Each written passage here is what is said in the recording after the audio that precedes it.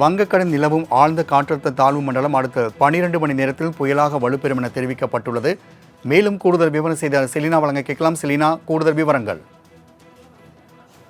வங்க கடலோர பகுதியில் நிலவி வரக்கூடிய ஆழ்ந்த காற்றழுத்த தாழ்வு மண்டலம் வரக்கூடிய அடுத்த 12 மணி நேரத்தில் புயலாக மாற வாய்ப்பு இருக்கக்கூடும் என்றும் இந்திய வானிலை ஆய்வு மையம் தெரிவித்திருக்கிறது. குறிப்பாக காற்றழுத்த தாழ்வு மண்டலம் நகரும் வேகம் என்பது தொடர்ந்து அதிகரித்து வருவதாகவும் இதன் காரணமாக இன்று மாலை புயலாக மாற இருந்த நிலையில் இப்பொழுது அடுத்த 12 மணி நேரத்திற்குள்ளாகவே புயலாக மாற வாய்ப்பு இருக்கக்கூடும். அதற்கு முன்னதாக கூட புயலாக மாறுவதற்கான வாய்ப்பு இருக்கக்கூடும் என்று தெரிவித்திருக்கிறார். புயலாக மாற பிறகு எந்த திசையை நோக்கி அது நகர்வதற்கான வாய்ப்பு இருக்கிறது, தமிழக கடலோர பகுதியை நோக்கி ஒட்டி நகரக்கூடுமா அல்லது இலங்கை நோக்கி நகரக்கூடுமா என்பது தொடர்பாகவும் இந்திய வானிலை ஆய்வு மையம் தொடர்ந்து கண்காணித்து வருவதாகவும் தற்பொழுது தகவல் தெரிவித்திருக்கிறது.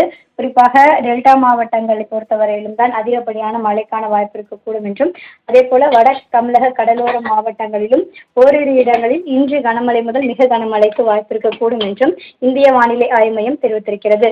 தமிழகத்தை பொறுத்தவரையிலும் அடுத்து வரக்கூடிய 30ஆம் தேதி வரையிலுமே தமிழகத்தில் இடி மின்னலுடன் கூடிய லேசான முதல் மிதமான மழைக்கும் ஒரு சில மாவட்டங்களில் கனமழை முதல் மிக கனமழைக்கு வாய்ப்பு இருக்கக்கூடும் என்றும் இந்திய வானிலை ஆய்வு மையம் தெரிவித்திருக்கிறது.